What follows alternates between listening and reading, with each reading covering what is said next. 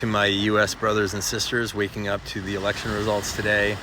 For those of you who follow this channel, my name is Sean. I moved my family to the south of France from California about 8 months ago and now live here full time. I just want to say to people that are on the losing side of these election results, I'm going to talk to both sides. First of all, those of you who follow me know that I don't really make political videos. I'm not really about to start today. But what I am going to do is I'm going to speak to people that are waking up today on both sides of the aisle. And I'm going to start in this video with the people that are waking up as losers, as people who lost, whose party lost. Because if you're a Democrat, you now have a Republican-controlled Congress, all of it, Senate and the House of Representatives, and obviously the president is a Republican, and clearly not your choice if you were a Democrat. And so you're waking up today to a very new political environment. And that is really hard. And my heart goes out to you because I've been that person before, like where my party, whatever party it was at the time, lost. And I had pinned a lot of hopes on it. And it's a really hard thing. I mean, I have true empathy for you. And my heart goes out to you because it's hard to wake up in what you perceive as a new world, questioning, like, is this my country anymore? What is this country? Can I live here? Can I be happy here? It's pretty earth-shattering to be in that. But I think there's actually a lot of good that can come from that state. I know you're not going to probably experience it right away, but I want to give you a message of hope here for what this actually can mean for you moving forward. First of all, I want to say that I understand that you're feeling frustrated. You're probably feeling angry. You're feeling maybe even hopeless. Don't give in to that, though. Don't give in to that, because there is a lot of hope. There's so much hope out there. And the first thing I want you to question is whether or not it's good and healthy for you to be giving so much weight and importance to what's happening in politics. That's not to say that politics aren't important and what happens with people in power and the decisions they make that control or affect our lives.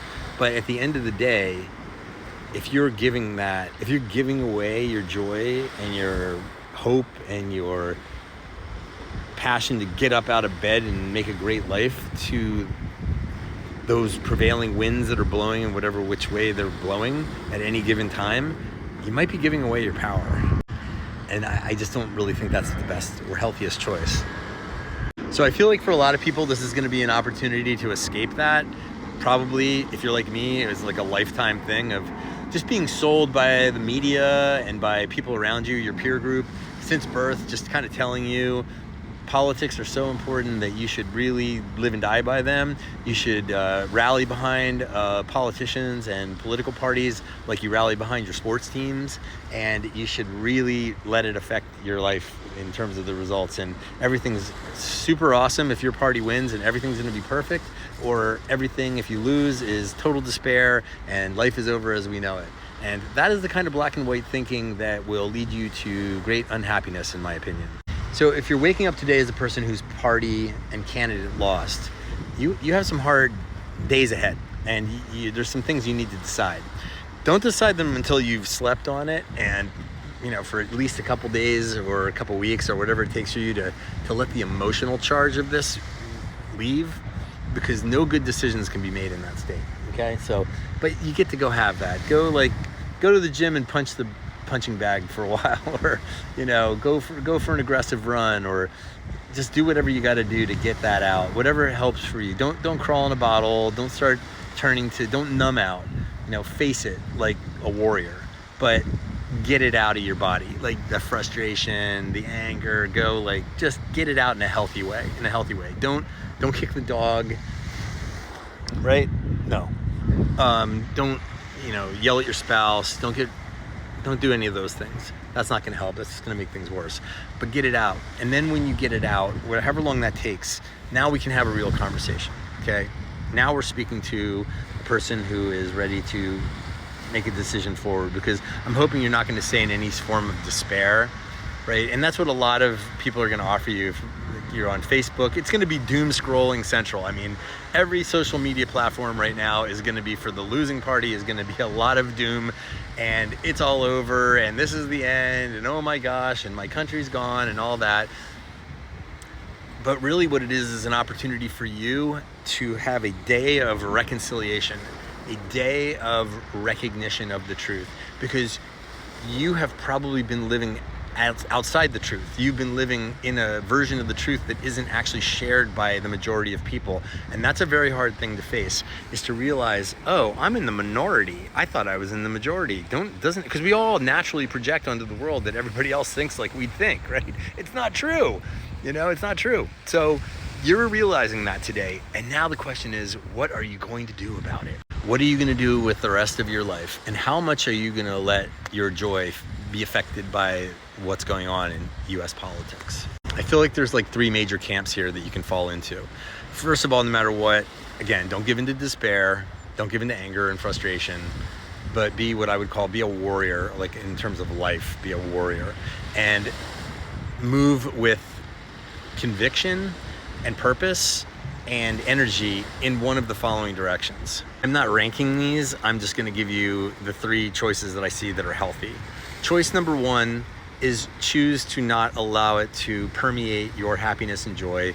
Live your life and don't let it take you down.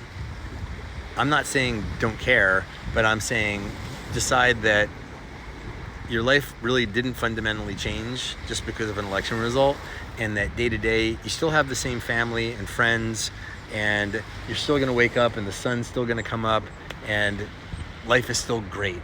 Life's great. And then you just move on with your life and don't give it so much weight. Don't let it collapse. Just choose to not do anything other than just continue to live your life. You can make decisions, you can vote in the future and all that, but don't fall into despair. That's one bucket. The second bucket, these are more extreme in different ways. This would be, you want to step up and take action. You're an action taker, you're a doer. You say, I'm gonna be part of the fight. I'm sick of this.